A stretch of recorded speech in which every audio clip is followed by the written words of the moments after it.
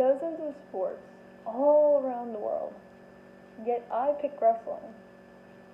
Well, yeah, it is scripted, and yeah, 95% of the time we can obviously tell you who's gonna win, but that doesn't matter. Wrestling's more than wins, losses, championships. Wrestling's about a story. Put it like this: 82,000 people, MetLife Stadium, 3 women main eventing the show of shows. Why am I going to focus on everything else going around me? I'm witnessing history. These 3 women have been told for years that no women's match can ever main event a WrestleMania, but they did it. And they proved everyone wrong. See, wrestling's like an art. That ring, that's your canvas. The wrestlers, they're the artists. Now you get to paint a story. But what does anything I just said have to do with this given project? Well, what we're about to learn is how a key member of the WWE Universe became more than just a fan. No, she was a part of some historic Women Revolution matches. She took wrestling to make her forget about everything going on. And by the time she's 18, she most likely will be in the WWE. You might have heard about WrestleMania. You might have heard about Hulkamania. But I'm here to introduce you to Izzy Mania. How did you get into wrestling? Ooh, so the way I got into wrestling, my parents actually introduced it to me. We were watching hockey because we're huge hockey fans to this day, and they turned on Raw, probably because the game was boring. So my parents, they turned on Raw, and I was like, hey, what's this? And then my other question was, why are the men wrestling in their underwear? So yeah, that was like a very intriguing question to me. So that's really how I got into wrestling, and then as I grew older and we started to go to shows, I really was like, I love this. How old were you when you? I was 3. Yeah, 3, 4. I want to say 3. I know most wrestling fans, they always have like some kind of backstory of like how wrestling helped them get through a tragic time. And you and your battle with scoliosis, Yeah. How did wrestling help you through that? I think it really motivated me because when I was diagnosed with scoliosis, I was like, man, what if I can never become a wrestler? Because at the time, I was totally like, hey, I can do this. I can probably be in the ring one day.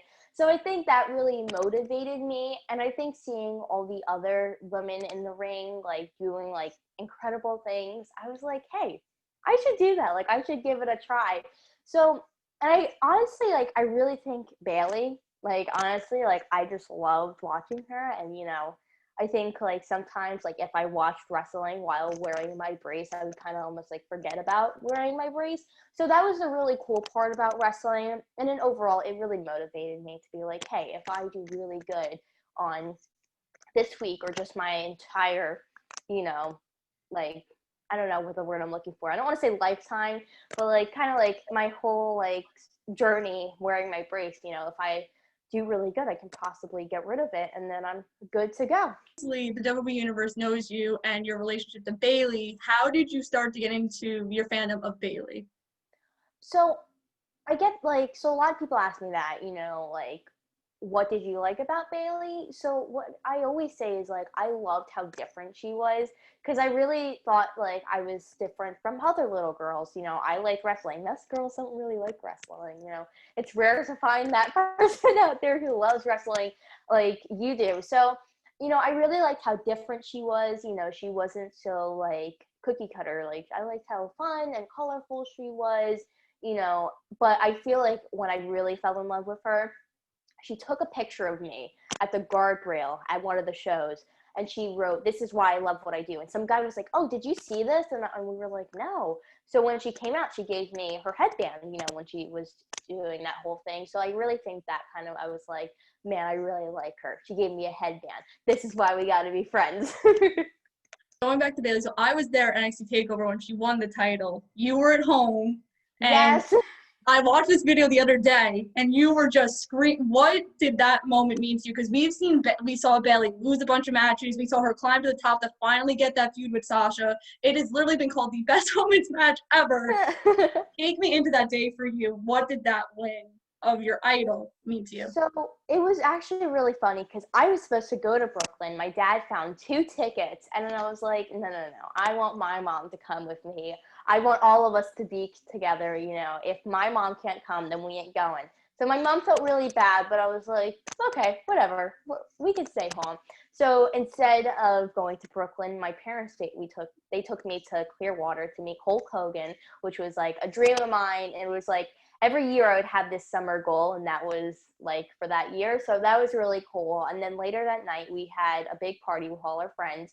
So when Bayley won, it was like so crazy because this is the girl I love. Like, this is the person that is like my hero, is like my idol. So like when she won, I was just like a ball of emotions, and I was like, yes, finally. Now, they also showed, I think it was maybe the NXT episode, maybe right before, like right after, 2 episodes after, you got to go to the PC, you got to go. What was that like? Because that's crazy. You were like 8 years old and you're going to the PC with the title with your idol.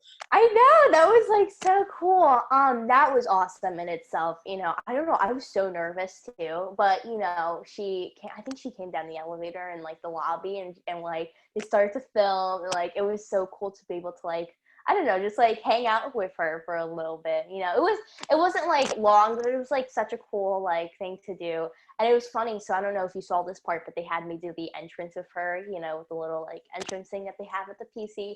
And it was so cool. Like all the guys in the ring were like doing like the inflatables and stuff. And also my dad was a huge Finn Balor fan at the time. And Finn was on the elliptical. And my dad was like, oh my God, he's right there. This is crazy.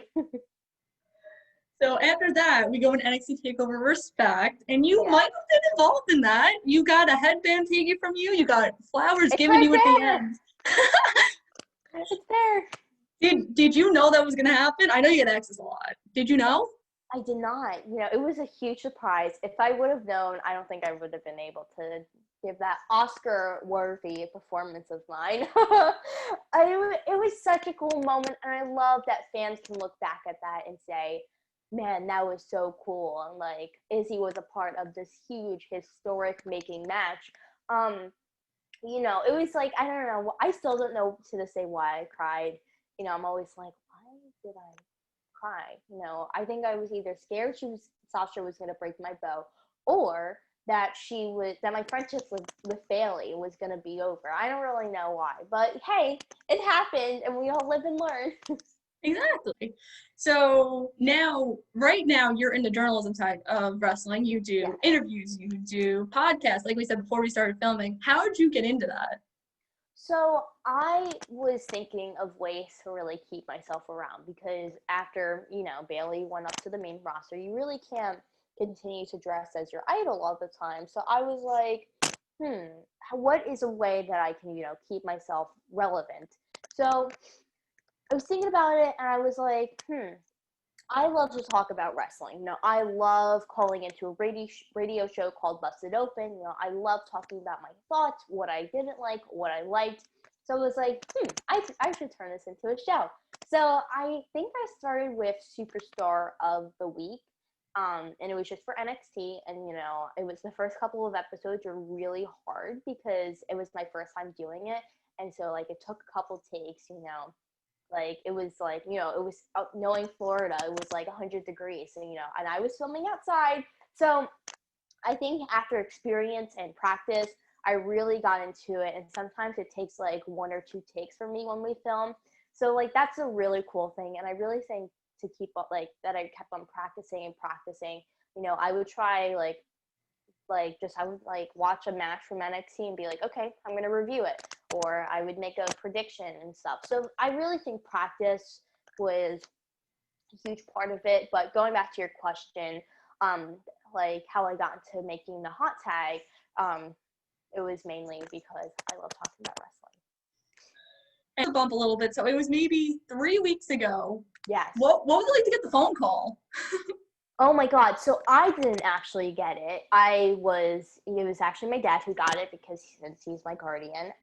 So I was kind of down in the dumps because I was expecting the call and, I didn't get it the week before and I was like, okay, this ain't happening. So, it was the day I was practicing for the hot tag and it was actually supposed to be an AEW episode of me previewing Dynamite. So I was like, I had all my stuff down and, I actually write out what I'm going to say because that really helps me. And then I try to like add in I call them my Izzy-isms where it's like, I add like my personality to it. So, I had all that down, I was filming, I was practicing.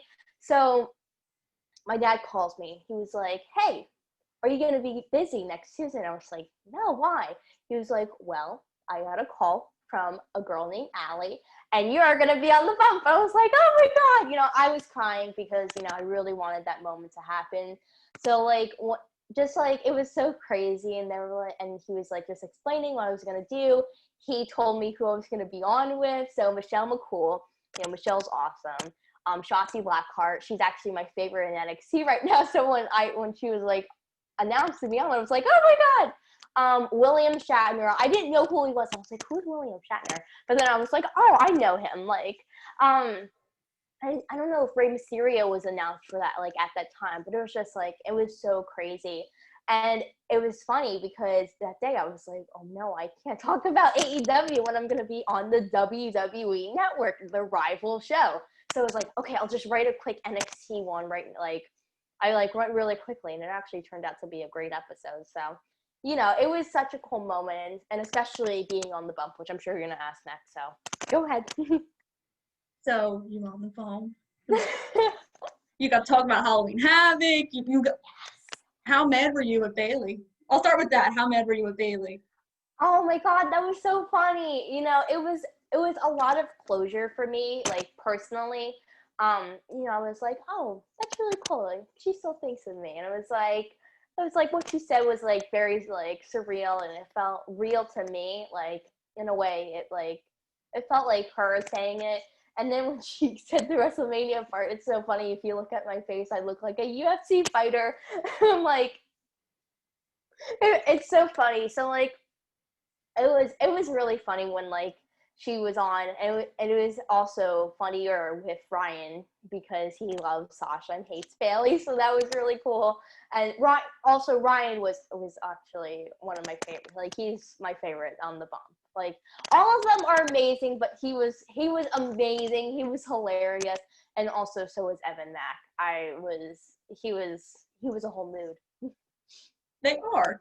So you talk about Halloween Havoc on the bump. So you talk about how Halloween is one of your favorite holidays. So what was that like for you too? Because you got to talk about your favorite thing, NXT Halloween. It was great. Yeah. So I think the coolest part about it was my own segment called Izzy's Intuition. When they like put the little graphic up, I was like, oh my God. I was like, I almost wanted to cry at that moment. So it was funny because I was like, hey, I wrote the hot tag for like the Halloween Havoc preview. And I was like, I know what I like, and most of what I said was just like improvised. Like it wasn't like scripted.